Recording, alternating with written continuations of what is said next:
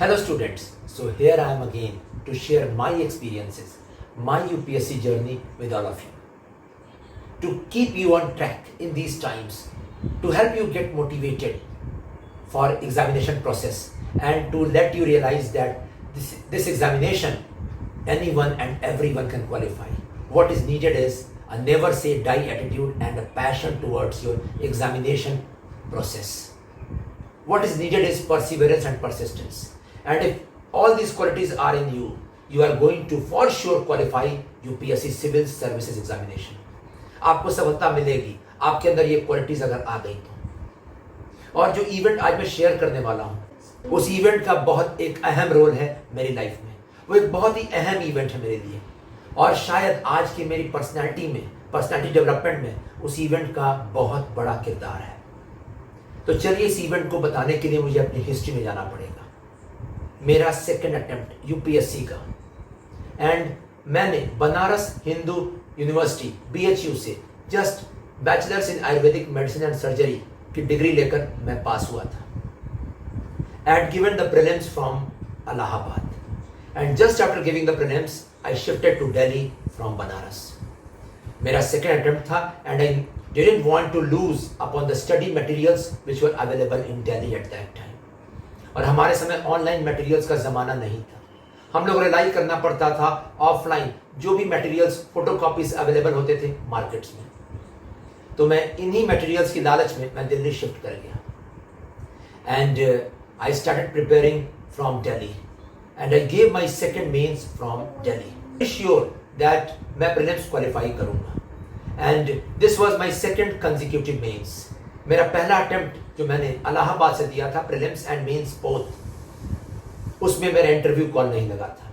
But this time the papers went off quite well. कुछ papers अच्छे गए, कुछ पेपर्स एवरेज और कुछ पेपर्स बिलो एवरेज गए। But as one knows life की तरह ये भी एक मिक्सचर होता है, कुछ अच्छा कुछ बुरा और कुछ एवरेज। तो अक्टूबर में मेंस हुआ and then after that I started waiting for the results. I was somewhere in my heart, I was assured that मुझे इंटरव्यू कॉल लगेगा, लेकिन मन में एक डर भी था कि पता नहीं शायद मेरी गलतफहमी है, पता नहीं मेरे आंसर्स अच्छे रहे कि ना रहे। और शायद हर यूपीएससी एस्पिरेंट जो मेंस देता है उसके मन में यही रहता है, एक सवाल रहता है कि शायद मेरे आंसर्स पसंद ना आए एग्जामिनर को। तो इसी कश्मकश में 4-5 महीने बीत गए एंड मार्च का पहला सप्ताह आ गया and March first week the speculations started coming out that Friday को रिजल्ट आने वाला है। और हमारे समय इधर फ्राइडे या मंडे उसी समय रिजल्ट्स आते थे। तो फ्राइडे को रिजल्ट आने वाला और फ्राइडे का दिन भी आ गया एंड मेरा वेट शुरू हो गया सुबह से ही, लेकिन फ्राइडे को रिजल्ट नहीं आया मीन्स का। And then I was very much depressed. और फिर जस्ट यू कैन इमेजिन कि सैटरडे और संडे का दिन कैसे गुजरा होगा। I could not sleep. Seniors ने एडवाइस किया, सीनियर्स एडवाइस करते हैं इन सब टाइम्स में दैट स्पेकुलेशंस छोड़ो, तैयारी करो, प्रीलिम्स की भी तैयारी करो, इंटरव्यू की भी तैयारी करो। बट एक नॉर्मल ह्यूमन बीइंग, एक मिडिल क्लास फैमिली का एक नॉर्मल एक एस्पिरेंट, उसके मन में ये रहता है, वो रिजल्ट का वेट करता है। एंड सैटरडे संडे के बाद फिर मंडे आया और लगा कि मंडे को भी रिजल्ट आएगा। स्पेकुलेशंस रूमर्स आने शुरू हो गए मार्केट में और फिर दिन भर मंडे का चला गया, शाम तक कोई रिजल्ट नहीं। आई was very depressed and Monday शाम रिजल्ट नहीं आने का मतलब था कि फिर फ्राइडे को रिजल्ट आएगा। 4 days का long wait and it was like never ending wait. 3-4 दिन से मैं सोया नहीं था। I went to sleep. Monday late night मुझे नींद आई and Tuesday morning I was in for a shocker. Nokia का मेरे पास एक ओल्ड मॉडल का फ़ोन था उस समय वही फ़ोन बहुत पॉपुलर था। एंड ट्यूसडे को मॉर्निंग में 11 o'clock, 11:15 it was to be exact, I was sleeping at that time. My phone started ringing upon the bed itself. I saw it was Raghavendra. Raghavendra was one of my friends who was preparing and he was living in Karol Bagh. And at that time I was living in the Delhi University North Campus area. तो phone ring करना शुरू हुआ and I picked up the phone. He told results have come. The mains result have arrived. I was shell shocked at that moment. And then he asked my roll number that चलो मैं बता दूंगा कि हुआ है कि नहीं तुम्हारा. He was not giving that attempt. He was not appearing in that attempt. And before going ahead, let me tell you, मैंने कोई भी इंटरव्यू यूपीएससी के पहले मैं अपीयर नहीं किया था. That was going to be my first interview. इसलिए मेरे मन में डर भी था, मैं पैनिक कर रहा था उस समय. और इसी में I was very much, मैं कश्मकश में था कि मैं रोल नंबर फॉरवर्ड करूं कि नहीं. But ultimately after his telling that yes, please give me the number, I will tell you the result within 10 or 15 minutes, I forwarded him my number. It was 045091. आज तक याद है ये roll number, क्योंकि मुझे पहला इंटरव्यू कॉल लगने वाला था उस समय. और उसके बाद मैं तैयार होने लगा करोल बाग की तरफ जाने के लिए, क्योंकि राघवेंद्र ने कहा था दैट यहाँ पे साइबर कैफे से एक रिजल्ट्स का फोटोकॉपी निकल जाएगा and people are waiting out here. You can come, but I will be there to tell you your result. And after forwarding my number, I told him that call me only if my result is positive. और उसके बाद मैं तैयार होकर मैं भी metro पकड़ने निकल चला. दैट चलते हैं करोल बाग एंड देखते हैं क्या है रिजल्ट मेरा. और इसी सब में 30 से 40 मिनट गुजर गए.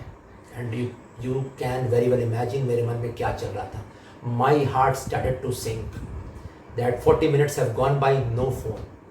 And I took one of my friends, Abhishek, along with me in the metro. And the moment I entered the metro coach at Delhi University metro station, Raghavend's call came.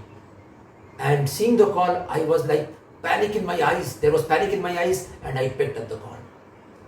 And he told that yes, your number is there in the list. And that was a moment, means literally talking, a cold wave went down my spine. अकेले room में बैठा हुआ एक बंदा बिना guidance के, बिना proper guidance के, कुछ स्टडी मटेरियल्स लाकर पढ़कर कैसे क्वालिफाई कर गया. बार बार मन में लग रहा था कि कुछ पेपर्स अच्छे गए थे. एसए का पेपर अच्छा गया था, ज्योग्राफी ऑप्शनल पेपर्स अच्छे गए थे, लेकिन जीएस पेपर 2 खराब गया था. बार बार ये चीजें चल रही थी और उसी में ये phone call. And after that, it was like a journey towards Karol Bagh was like a trance journey. मुझे नहीं पता मैं कैसे पहुंचा वहां पे. And literally when I saw my roll number in the list 045091, 425 seat के लिए 1408 लोगों को इंटरव्यू कॉल गया था और मेरा नंबर उसमें था.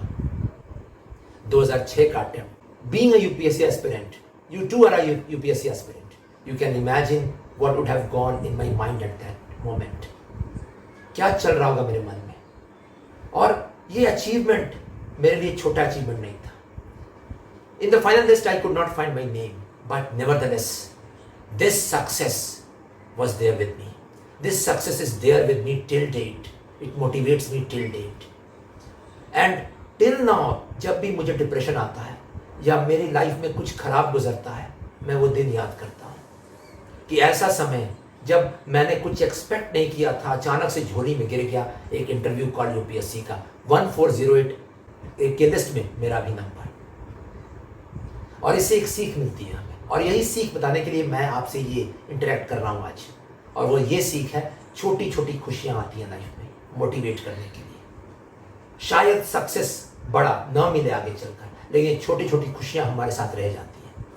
What matters the most in this process is whether we have kept ourselves motivated or not, whether we are satisfied with ourselves or not. Results बहुत बात की चीज़ है, और ये कोई philosophical statement मैं नहीं कोट कर रहा हूँ. Results बात की चीज़ है.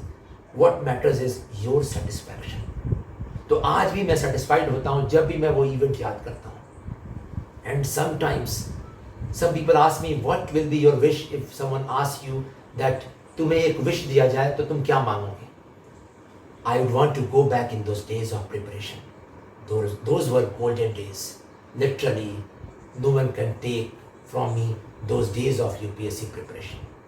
So that's it, guys. Enjoy your preparation. Results will be coming up.